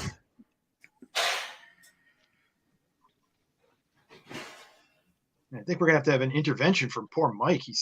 We've just been hitting on a lot of. It's very sensitive. Sorry, Mike. No, it's just one of those things. No, I never want to get to the point where I get so jaded that I can't enjoy something like a Thor movie because I think it's stupid. Like, I want to be able to just actually, be resplendent in the idea that we have, these movies. These Marvel movies happening, and there's probably too many of them, and there's a mad nauseum of it at this point. There's people who are actually, I'm kind of sick of it. I never thought I'd say that, but I guess I'm kind of sick of not being really impressed and just having to be like, well, at least I'm getting to see a Marvel movie, like, you know what I mean? Like that has worn a little thin, but I mean, we are what, 23 movies into it. I mean, you're allowed to say, yeah, I'm not going to try to convince myself I enjoyed the Eternals. I'm just not. I'm just like, just wait until they figure out that there's other comics that aren't about superheroes too, and then we'll start to see some interesting things happening as well. Well, I still just want to see the X-Men so badly. Oh yeah, in the MCU. That's you and me both. I want to see the X-Men so badly, but yeah, done right. Yeah, exactly. Yeah, exactly. I'm like, the thing that breaks my heart about all those X-Men ones, for 1,000 different reasons, is to get a couple of things really cool and right, and then have everything just be like so insultingly like wrong. Mm-hmm. And it's just like you can't, like, you have like all these characters to choose from, and so you just like, hey, let's mix and match people that are not even from the same era, they never met, they weren't on the team together. Yeah. And let's still make it all about Mystique. I'm like, just shoot me. Just, oh my god. Yeah, what the fuck? Yeah, there's a lot of weird stuff. I gotta say though, when that first X-Men movie came out, I was so happy. Well, it was the tidal wave. It was the tidal wave that brought everything else, in its own way. It was the, we had like Lord of the Rings, and we had like the, the X-Men films, and we had the Spider-Man Sony stuff, and we had all that stuff was just like ramping up, and it was like the beginning of what we have now, Yeah, I mean, we'd never seen anything like it, but now we can demand better, Yeah, I love Hugh Jackman. I mean, he's a great guy. He's a great actor, and I accepted his Wolverine, but I mean, that dude is like, no, like I want a Weasley. We wouldn't accept him today. You're right. Yeah. I want a 5'1" dirt bag, Yeah. Like, just give me this little gross weasel, and I'm like, yeah. I want to smell the Labatt 50 on his breath through the screen. The better. Seriously. But I gotta say, still one of my favorite scenes was that Nightcrawler intro scene in X-Men. Oh, incredible! I love that scene so much. That's good. And Nightcrawler was one of my favorite characters. So they got Nightcrawler pretty well. I thought that was not bad. Yeah, like the look wasn't the best, but yeah, his character was all right. The marks of Gabriel. Yes. Yeah, they just make some weird. All right, we got B McIntosh. Good evening, gents. These are all coming along amazingly. You're killing it. Question is, are you excited for Deadpool 3? Well, you know what? I'm going to be honest with you. As an old cranky guy who hates all things new and whatever, I seem to have established myself as that. I have to say, I don't really. I love the Deadpool movies. I don't really care for the character. I never have, but the movies are a blast. The movies made my wife laugh until she almost cried, and that was it was a good experience in the theater. Like I have nothing invested in Deadpool because I find the character just absolutely annoying. But you know what? He was perfectly cast. And I feel like those films were just so much fun, and I feel like those films got what the other ones aren't getting right. And I'm not sure what that is exactly, but I feel like they nailed it with Deadpool, whatever it was they were going to try to nail. Yeah, I'm totally with you. I have the first appearance of Deadpool, and I'm like, I can't wait to sell it to go buy some old Spider-Mans. Like, I'm like, not only am I not vested in it, I couldn't stand Deadpool, and then I'm like, all right, my kid really wanted to watch the first one. I'm like, I hate Deadpool, and I'm like, but I like Ryan Reynolds. Okay, man. Yeah. Fun as hell. And I'm like, they're entertaining. They're really entertaining. They're great. They're a blast. Yeah. If you have nothing, especially if you have nothing invested in the character, it's like it's a winning lottery ticket. It's like you found on the ground. You're like, hey, great, this is cool, man. I'm like, this is funny and ridiculous, and I won't be mad if they mess with a character that, well, he doesn't supposed to do that. And I don't care. I don't care, man. Yeah, because anything goes with Deadpool. Mm-hmm. Yeah. Also, they murdered Shatterstar, which was the best thing that ever happened in the film ever. I love those. Yeah, that was so good. Oh, I love what they've been doing to those extra characters. Oh. And I love when like Rob Liefeld keeps coming out like, hey man, remember I created him. I'm like, dude, the Deadpool you created was not what everyone loved. It was not. You created a costume that was a ripoff of something, and other people made it great, not you. Yeah. It's so lame. Yeah. It's like Pete Best saying, dude, remember I was in the Beatles. I'm like, dude, come on. Get out of here, no feet man. I'm mean. Needs more pouches. Which is funny. I'm literally drawing a pouch as you just said that. I wish they would have made a thing of that pouch character that Rob Liefeld did. The pouch. He's just like literally a guy made of pouches. He's got a gun made of pouches that shoots pouches. Yeah. He's covered in pouches. I believe he's actually just called the Pouch. And yeah, he's great. Look him up. I wish they would have made a comic about that. I think that would have been funny. There was a couple of pinups or covers or something to make it look like there was going to be a comic. Maybe they actually made a comic. The demand was pretty strong. So yeah. Didn't he is there a new? Oh, go ahead. Yeah. No, I was going to say. Didn't he do? Wait. We did this last time. Stop. I was gonna. Okay. Sorry. I was gonna about face, but is there a new Spawn movie coming? Is that never? I heard that. Yeah. No, Todd McFarlane's so up his ass about that. That's never gonna happen. Every 6 months, there's an announcement about, there's a new script, there's a new director. We got Jamie Foxx. Oh, we don't got Jamie Foxx. Here's a picture of me having drinks with Jamie Foxx. Yeah. And that's been like that for a decade. Yeah. Okay. Yeah. I keep hearing that too, and I'm like, yeah, I'd see a new Spawn. I would love to see a new Spawn. It would be awesome if you could do it right. I thought Leguizamo was actually a pretty good clown. He's perfect. In the original movie. He was perfect. He carried that whole movie, man. He's so good. Yeah. He carried that whole movie. He was perfect. The whole casting of that entire movie was great. Everybody was like straight off the page from the book. Yeah. Nicole says Development Hell is where the new Spawn movie is. Yeah. That's too bad. That's a shame. I was looking at the new DC lineup. And I'll say I'm always been a Marvel guy. There's some DC stuff that I really like. I don't know, man. The Flash film, like I said, I have my reservations just because it's not the Flashpoint I want to see, I guess. Well, don't they have that really problematic dickbag playing Flash in the movie too? Yes, they do. Yes. I don't have any interest in seeing it just based on that alone. So. Yeah. I saw a good meme that was like, Michael Keaton's so good that when he says I'm Batman, he can wipe your memory of everything Ezra Miller's ever done. Fucking right. Yeah. I don't know, man. I don't know how you go forward with a new series, a new rebirth of the DC universe, and you carry that kind of baggage and garbage with you. Someone who causes harm to people. Like I don't know, man. I don't understand those kind of decisions. But that's why I won't see it myself. But we got Blue Beetle coming. That could be interesting. That could be Aquaman. Another Aquaman. For the new Swamp Thing. Swamp Thing's like one of my Derek favorites. To play him again. That would be great. He was so good in that role. Did you guys watch the TV show? Because I didn't watch it. I heard it was great though. Oh, it's fucking awesome. How have you not watched it? I have not watched it. You're ridiculous. Go watch it, man. It's incredible. I know. I gotta watch it. Not I heard it was Martin. really, really great. It takes some liberties from the source material, but it's still really, really, really well done. Yeah, it's the best thing I've seen in Swamp that. Thing himself. I loved him. He was so good.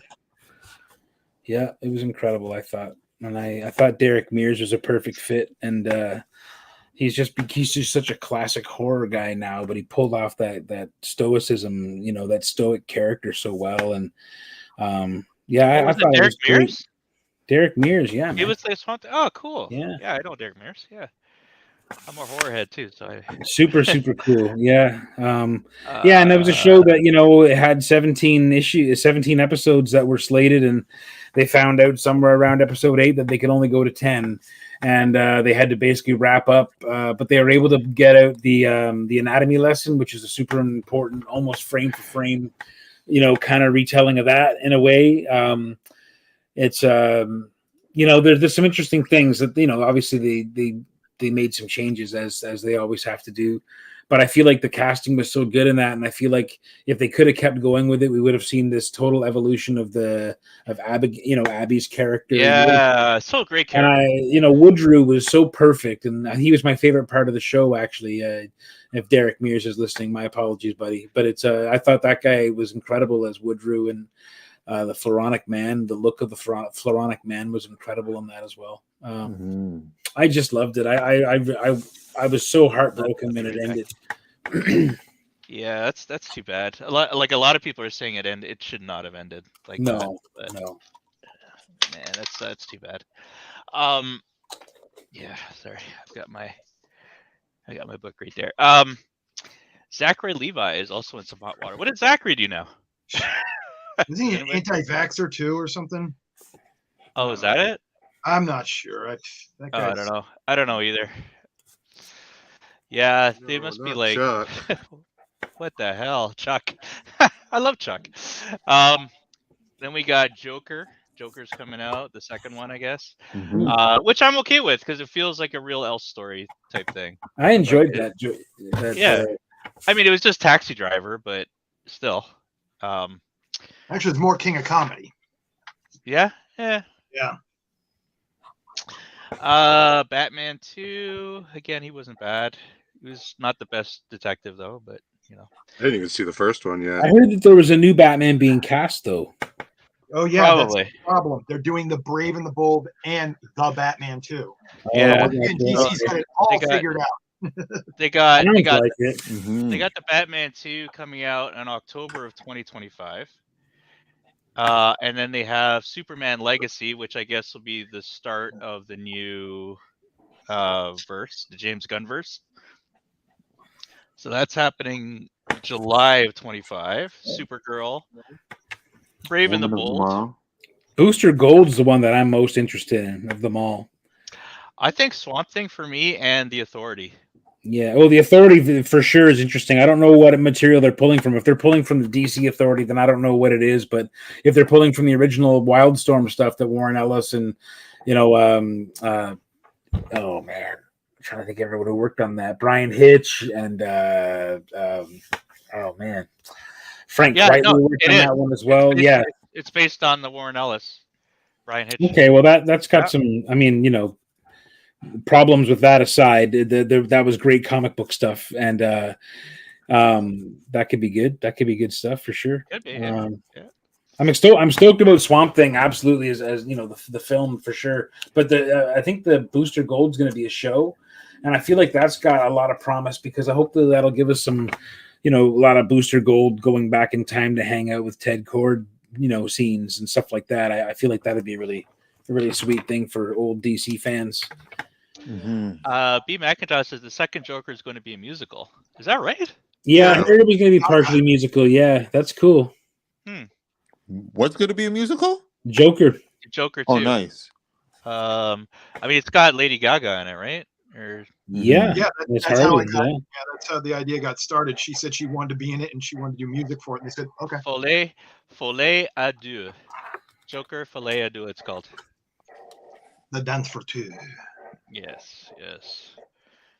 So here's the thing, right? Go ahead. No, I was gonna say I revisit this Swamp Thing. I think this is just the first 10, the Bernie Wrightson run. Man, I revisit this like so often. I actually got him to sign it when I met him a few years back. But very cool, Bernie. Yeah. Did you ever get into the Alan Moore stuff with Stephen Bissett and Total Bin and all those guys? A bit of it because it's so good. Not as much. Yeah. But man, great stuff.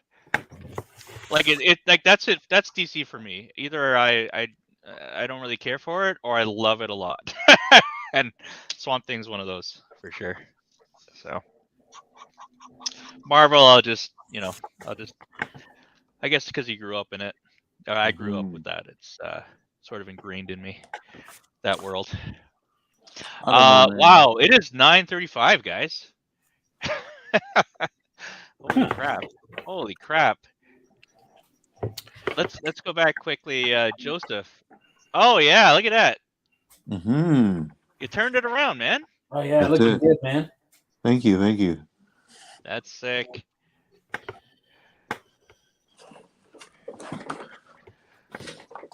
Mark, you always do these elaborate pieces, man. I love that you're doing it. Holy cow. Yeah. Dang. That's so cool. Where's my camera? Oh, there's my camera. So, super cool. I was going to do this pen and ink, but I ran out of time, so I'm just going to do it with this pencil. That looks great. Yeah. That's awesome. I love the bandana he's got on. Yeah, it's weird because the way Kyle Baker drew it, it's like half the time he's just got it like a bandana, like just over his head. Half the time he's bald. The first time I see him, he's got like goggles on. I'm like, what? Yeah. Yeah. Then Quesada did this cover, and I'm like, oh, I like that the bandana like mask. I like the bandana. Oh, yeah. Oh, that's a cool idea, but I didn't know how to do it, so I was like, let's do it this way. Yeah, I like it. Super cool. All right. Oh man, that green pops for that pretty blue. Oh, nice. Oh my gosh. Hey. That's freaking cool. Holy moly! Look at that. Chad, Chad, are you on? Yeah, Chad must be tripping looking at that, man. That's crazy. I love the way you have the hands cutting into the negative space at the bottom. That's beautiful. Yeah, I've been trying to practice a lot with getting that negative space type of effect. Spawn's a really good one to do it with. Oh, so many great shapes to work with him. Yeah. Yeah. Wow. Yeah, Chad's a huge Spawn fan. Yeah, I've done a sketch for Chad before. Oh, have you? Okay. There you go. Yeah. Very cool. I've done some nice ones for Chad. Chad always gets cool requests. So what did you think of your uncle doing the one chip challenge there, Jordan? Did you see it at all? No, I didn't see it, but I know he's a maniac when it comes to stuff like that. Yeah, for those that don't know, we did it was on Sunday at Gotham Central. There was a few folks that wanted to do the one chip challenge, which is the hottest chip on the planet. It's like scorpion peppers and the scorpion and California Reaper peppers all mashed up on a chip. Who won? There was 6 of them. Yeah. And the idea was after each interval, there's different intervals, how long it takes them to take a drink, essentially, right? Okay. With a maximum of an hour. And one guy lasted 10 minutes before he took a drink, which I thought was pretty good. And then another guy lasted half an hour, and then the other 4 lasted over an hour. Wow. Yeah. I had a feeling Crystal was going to do well on that show. She did. Yeah, she lasted an hour. Did she? That's awesome. Yeah, and you know what? Steve L. He goes by. He decided to do it last minute. He showed up to watch it, and then last minute he's like, "Oh, I want in." He ended up. He had no drinks. He won. And he just lasted an hour too. Like that is amazing. That's so cool. That's crazy. You can actually see it. I recorded it. It's on the YouTube channel. So Fastball, sorry, wrong one. Sketchlemania YouTube channel. You can see that. B Macintosh says, "Holy, that Spawn is effing a badass." Nice. Thanks. Very cool.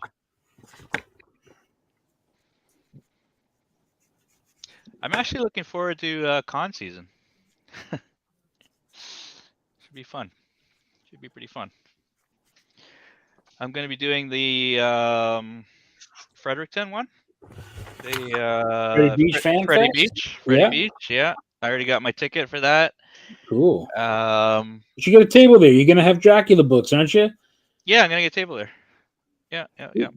Gonna have a table there for that, and I think that's in August, right? So we'll be it's a week before Fan Expo, weekend before. We'll be promoting Frankenstein at that point. So yeah, and what else? Yeah, Toronto Comic Con. I'm working something out with another exhibitor there to see if I could get like a part of a table there too, and I'll be doing another Sketchlemania there as well. Right on. But yeah, I don't know. Probably doing a few shows. I might do the Horror Fest actually. The one in the Falls. Yeah, I might do that. Frightmare in the Falls or whatever it's called. Yeah. Yeah, I've done that show, man. It's a great show. James and those guys put on a wicked show, man. They really do. I tabled with our friends of the show, Freak Show Comics, Keith and Amy. They had me at their table for the Frightmare in the Falls, and that was a lot of fun, man. And it was cool because there was a lot of Swamp Thing fans there, and I had some Swamp Thing stuff, so that was cool. That was pretty rad. Yeah, right on. Yeah, and actually the regular Niagara Falls show looks amazing. Yeah, a lot of good people there. Yeah.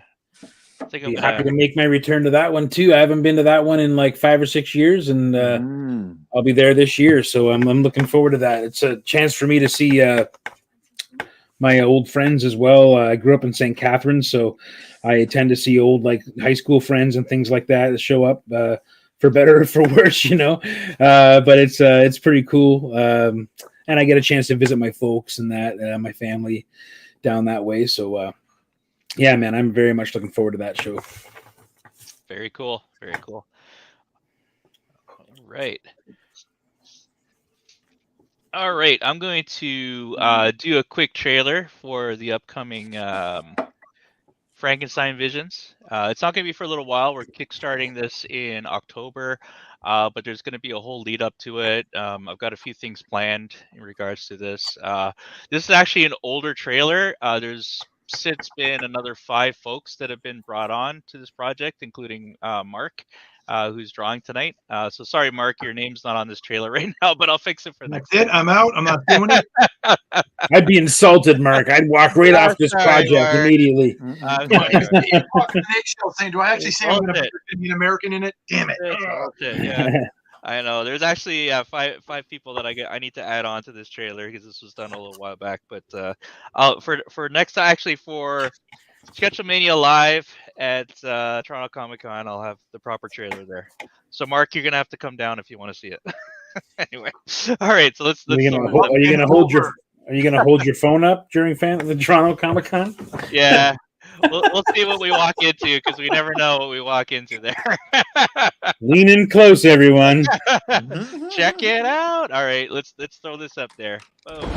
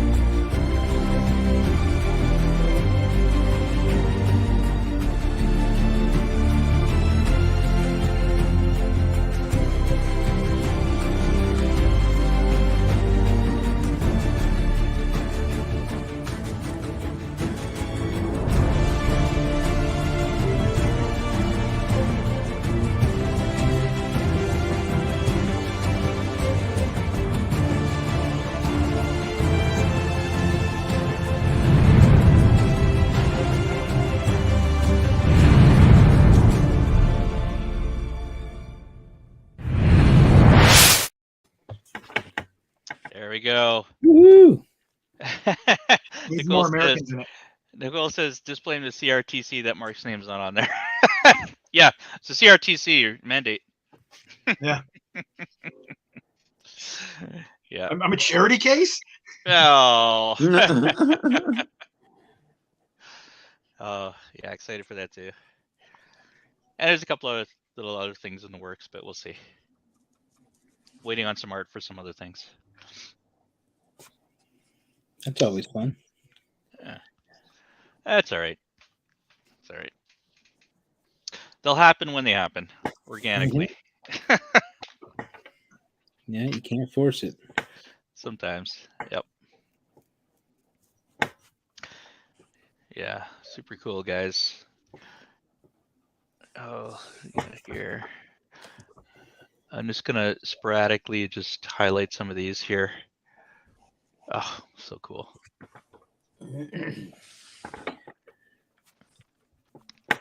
Does anybody here do anything in particular for Black History Month? I want to try to maybe make this a staple, but I don't know. I love. Yeah, go ahead. Sorry. Oh, I was just gonna say I usually try to do a show like this. I try to get on a program that, or one or two that are like this. I think last year I know I did one. I feel like we did one last year, or we tried to do one last year. I know I did one with the Comic-Con Africa folks. Yes, we had an event. I drew Bill Foster last year. Oh yeah, so many great characters to pick. There's a million, and they're all like, I was almost going to do Battlestar today, like or Thunderball. Another great, just a great looking design, like simple, clean, Bronze Age Marvel stuff that's just so bright and wonderful to work with, Oh yeah, you said Bronze Tiger was one too, right? Yeah, Bronze Tiger was another one I wanted to do. I was going to do the full tiger head version, like the one where he's got that kind of tiger karate gi on, like it's pretty rad. Tiger head with a karate suit, basically. Yes, yes. Yeah. Oh yeah, that'd be super cool. About back in 2018, I tried to do foolishly. I tried to do an illustration. I wasn't going to attempt to do one a day, but I was going to try to do like at least 2 or 3 a week. And then I got to like 12 or 13, and that's where I started doing a lot of deep dives into trying to hey, I'm just an old white guy who doesn't get any of this stuff. So started with Frederick Douglass, and then I was like, and I did Sojourner Truth and Tommy, correct his name, from the '68 Olympics in Mexico City, and Tommy Smith, and then I found like the guy from Atari who's the coder. You guys know that guy? He's like the unsung hero of Atari. He was what the hell was he? Atari. I'll look it up. Atari Black coder. This guy, and here he's okay. His name is How a Black Engineer Changed the Video Game Industry Forever. If you look it up, I'll get the this link. God, what's his name? Hang on, pulling it down. Lawson, what's his name? Something Lawson. Jerry Lawson. Black engineer named Jerry Lawson. He oversaw the creation of Channel F, the first video game console with interchangeable game cartridges, something of the first Atari Magnavox Odyssey systems did not use. Dang. This guy back in '72. And he started doing the interchangeable game system using the Fairchild F8 microprocessor. And a lot of people in the industry swore that a microprocessor couldn't be used for video games, and I knew better, Lawson said during a speech at the Classic Gaming Expo in San Francisco in 2005. But yeah, he's getting his props, and it's really cool because like the industry is like celebrating him. Like it's like is he still alive? No, he passed away in 2011. I hate when that happens. It's like it's after the fact, but if you look him up, if you look up Jerry Lawson, it's the sweetest picture you'll ever look at. This guy. I mean, this guy loves engineering, and he just loves his job. It's like, look at this guy. Look at that guy. He's like, goddamn right, I invented video games, cartridge systems. It's like, I love it. That's pretty awesome. Can I say that Funkadelic shirt is amazing too? Oh, thank you. Oh yeah. I discovered that album. I think 4 or 5 years ago, and that's all I would listen to for like a month. It was so good. When I gotta get like in the zone and draw, like sometimes I'll just put on Funkadelic, I'll put on Maggot Brain, and then America Eats Its Young, and I'm just like, I get in the zone. It's so cool. Maggot Brain, Maggot Brain is the shit. I love it. If kids out there, if you haven't listened to it, check it out. It's such a cool different album. Oh yeah. You know what I got into? I mean, it's someone I knew about for decades, but never listened to until maybe like 3 or 4 years ago. I finally started listening to Sun Ra and his orchestra. Dude, it's the king of Afrofuturism. And it's like these 9-minute jazz pieces that are just insane with like 20 people playing on it. And it's like, It's called Sun Ra? Sun Ra, yeah. And I was just like, I'm like, okay, this is the shit. And his, he passed away like, I don't know, like in the 90s or something like that. But his orchestra still keeps playing. And they're great. And the people who, like the guys who've been in it for like 30 years, they hire like the next, and it's men and women, and it's really cool. It's just awesome. Sun Ra was descended from the Egyptian gods. Yes, he that was his gimmick. That was his deal. What do you mean his gimmick? He was from outer space, man. I know. Cosmic philosophy. That's right. Experimental music.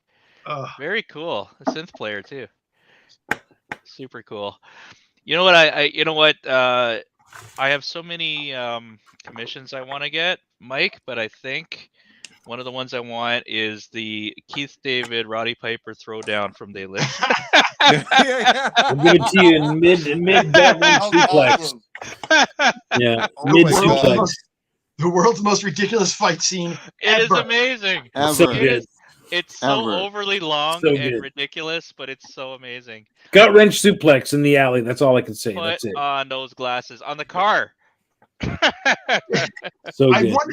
I would always sit there and go like, did John Carpenter say like, oh man, we only got like 81 minutes of footage. We gotta make this movie longer. Just keep beating the shit out of each other. Just keep going. You've done half-an-hour matches, Roddy. You could do this. You could carry this. Oh yeah. It's so good.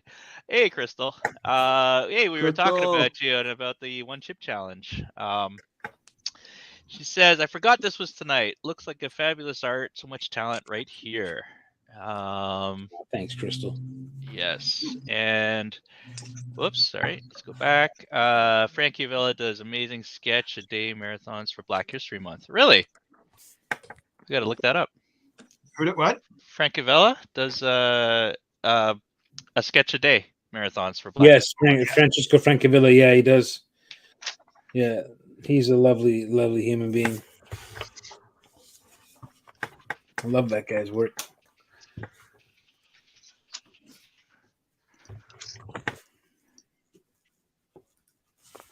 Oh, so cool. Yeah. So, not to toot my own stuff, but yeah, these are some of the ones I did in 2008. So I got like Ruby Bridges and Catherine Johnson and Tommy Smith and Sojourner Truth and Marshall. Nice. This is like one of my favorite ones I've ever done. That's brilliant, man. So you should make a print of that, man. What's that? Make a print of that. I know. Well, I have a friend who I'm gonna give it to her. She really wants it, and I was like, "Yeah, I'm gonna give her." And I did. They were like really small too. So yeah. But yeah, it's just yeah. I mean, I'm not very. I don't like to toot my own horn with any of my crap or anything like that. But that was like one of my favorite things. I was like, wow, I love this thing so much. It's like there's so much hope in her eyes and everything, and it was like, that is great.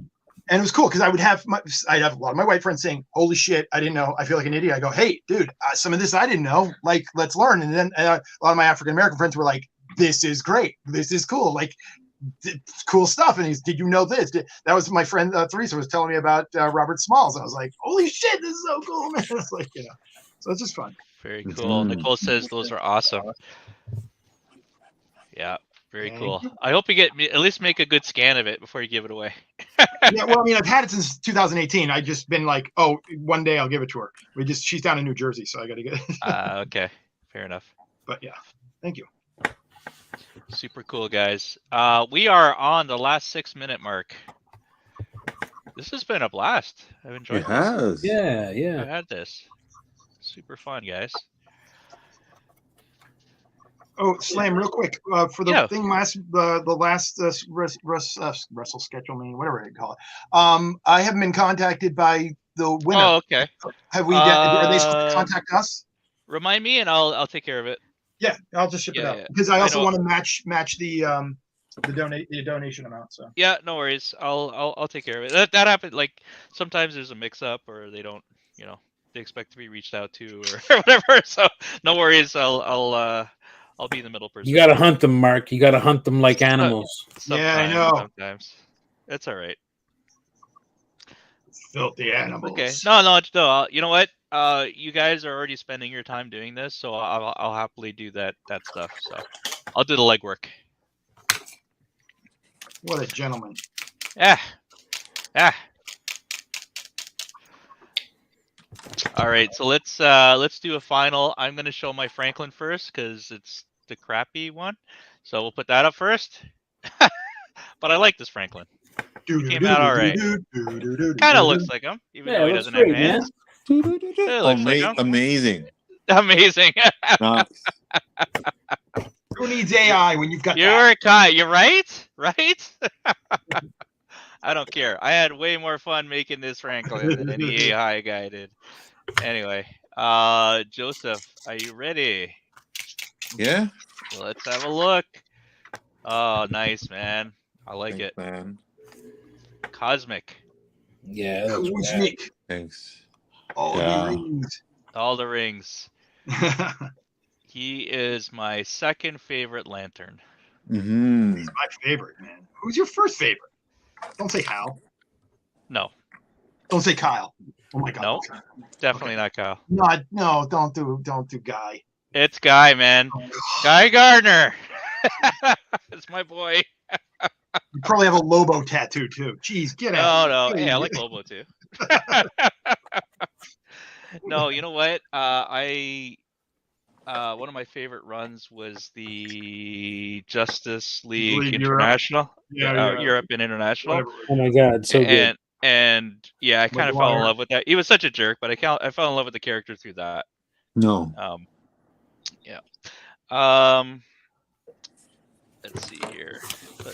Let's actually hit up Jordan's here. Nice. Oh my God, that is so oh my gosh. Oh my gosh. That's so that. Also, drawing under blacklight just makes you. I was gonna say that's just cool. Like that's just. Are you like? Do you regularly draw under blacklight, or when you do these? Yeah. Yeah. Wow. That way, because it's like, for example, the yellow. If I have the light on, the yellow just kind of blends in. It's kind of harder to see it. Oh yeah. So when it's under the blacklight, I can actually kind of see this yellow isn't. That's a treat, man. Right. And for folks that don't know, where's the best place to reach out to you for like commissions? I should actually do that across the board. Sorry, but for commissions and or some of your art.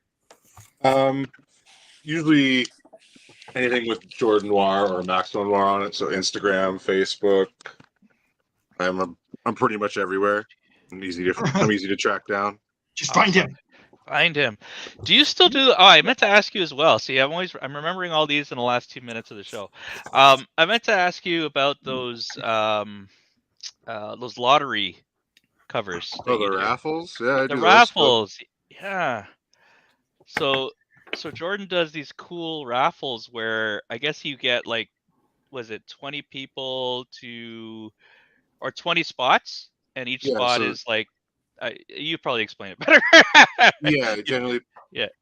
Get about 20 spots. So instead of charging, hundreds of dollars for a book that CGC'd and all that stuff, which is times are tough, right? So those types of items are, tougher to get your hands on or tougher to justify. So what I do is I make raffles where people can, buy spot for $10 a spot and then draw a name from a random generator that then people end up, if they buy 3 spots, they only spent $30, they get a $400 book for $30. It's a great idea, man. And then if people want, I offer them if they don't want to take the book, they can take half the money, which some people do. Don't end up having to get rid of the book. They get a bunch of money and everybody's happy. Yeah, that's cool. I think that's a cool idea. I have to get in on one of those. All right, and let's go to Mr. Rooth. Hey, get this out of the way here. Beautiful piece, man. Nice. Oh man, that's dope. It always amazes me how you guys do metallics. It's all illusions and trickery and lies. No, there's That's all it is. You know, I do like miniature painting and stuff like that, and they have this technique called non-metal metal. Because there's obviously metallic paint, right? You can just throw metallic paint on, but the non-metal metal is just an illusion, something similar to that. And it always blew my mind. I might try it sometime, but it's great. Like seeing, Silver Surfer and things like that. It's just incredible. Oh yeah. The trick is to not go too far with it.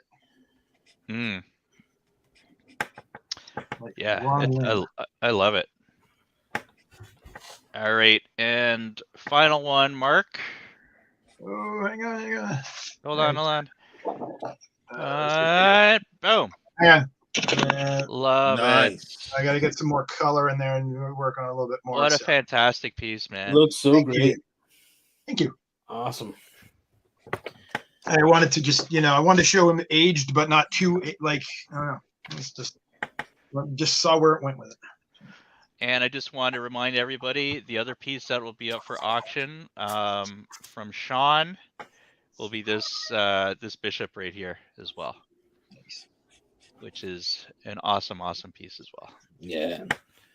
Huge thanks to Sean taking time out of his busy schedule, drawing books for Marvel to do a piece like that for us. That's pretty awesome. Yeah, and you know what?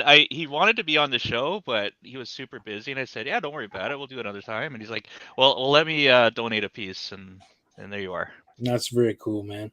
Yeah. So there you are. Well, I want to thank everyone here. Joe, thank you. Mark, Jordan, thanks for coming the first time. Hopefully you'll be on again. Yeah. Most welcome, sir. Mike, thanks again. You've been on quite a few times. My pleasure, man. Always. As well. Next one's going to be live at Toronto Comic-Con, so come check that out. I'll be advertising for that soon. And then after that, we might be doing a special one in April. I don't want to say anything about it yet. Still working out a couple of things for that, but we're looking to do this at least monthly. And definitely leading up to Frankenstein, we'll be doing a few horror-related ones, I'm sure, as well, which is right up my alley, too. So anyway, thanks again, everybody, for watching, and look out for the auction tomorrow. It'll be on the Sketchlemania Facebook page. And, these are some amazing pieces of art. Don't miss out on this auction. All right. Cheers, folks. Thanks, everyone. Have a good night. Thank you. Everybody. Peace. Bye-bye.